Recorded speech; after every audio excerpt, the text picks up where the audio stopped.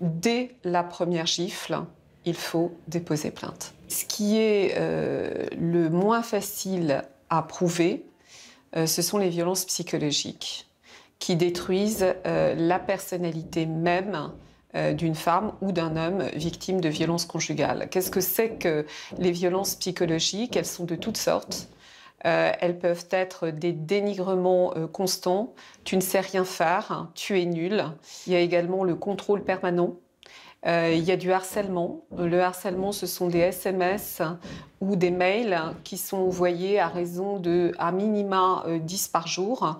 Mais dans certains de mes dossiers, j'ai certaines personnes qui reçoivent jusqu'à 100, 200 textos par jour. Et on a des psychotraumatismes importants liés aux violences psychologiques. Je conseille à toutes les victimes conjugales qui peuvent nous écouter de faire des photos de leurs blessures, de faire éventuellement des enregistrements des scènes de violence et d'aller voir des médecins, soit un médecin de famille, soit des psychiatres, pour obtenir des certificats médicaux et pour donc déposer plainte avec des éléments probants. Donc en cas de violence, vous pouvez appeler le 3919 ou alors faire appel à un avocat qui vous aidera à porter plainte. Quand on parle de violence psychologique, quel effet ça a sur le cerveau quand on reçoit 11, 20, 30, 40 messages d'insultes, de harcèlement, même si c'est des « je t'aime », qu'est-ce que ça provoque? Pourquoi est-ce que c'est de la violence? Parce que c'est une intrusion, que c'est répétitif, que ça provoque un stress chronique, qui agit sur les capacités décisionnelles. On sait même à quel niveau du cerveau ça agit.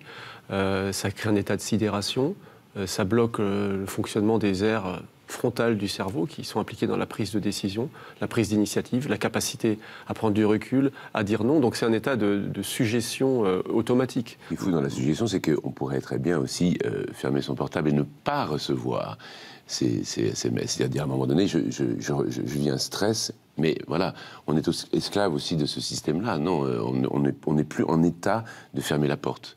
On se fait envahir... On pourrait les refuser. Ces dames pourraient à ce moment-là dire « non, sans message, je ne veux pas les recevoir ». À ce moment-là, elles rentrent chez elles, elles se font casser la gueule parce qu'elles ont fermé leur portable. J'imagine qu'il n'y a pas de solution.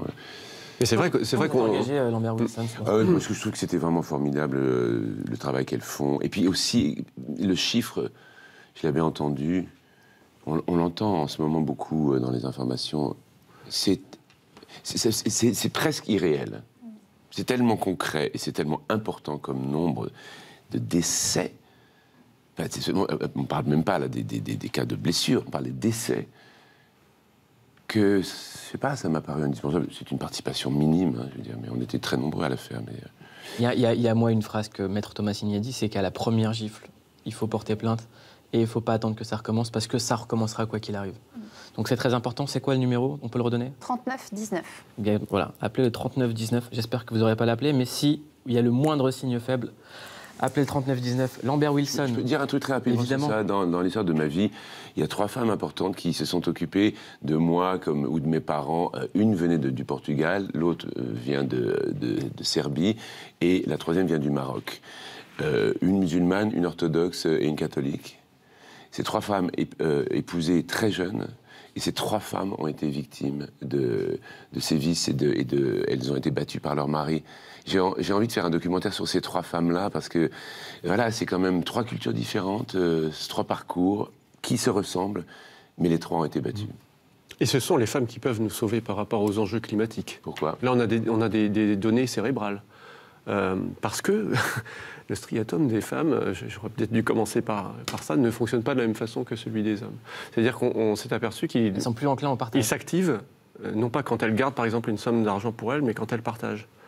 Et donc, pourquoi? C'est la question. Mais en fait, on s'est aperçu que dans les études sociologiques... Les femmes sont plus altruistes. Parce que toute petite, en fait, si on regarde comment ça se passe dans les familles, une petite fille qui partage ou qui fait preuve d'empathie, on la félicite. Alors qu'un petit garçon, on va le féliciter en général quand il se défend, quand il garde quelque chose pour lui, quand il est compétitif. Et donc, on peut utiliser notre dopamine dans notre striatum pour partager ou pour faire acte de sobriété, de conscience, à condition d'avoir été valorisé socialement tout petit pour ça. Donc si la norme sociale se déplace pour valoriser, mais valoriser sérieusement, hein, pas juste avec du greenwashing, non, des comportements d'altruisme, de partage, de sobriété, à ce moment-là, on peut fabriquer des nouvelles générations totalement différentes du point de vue de la consommation et du désir de s'élever toujours par rapport aux autres.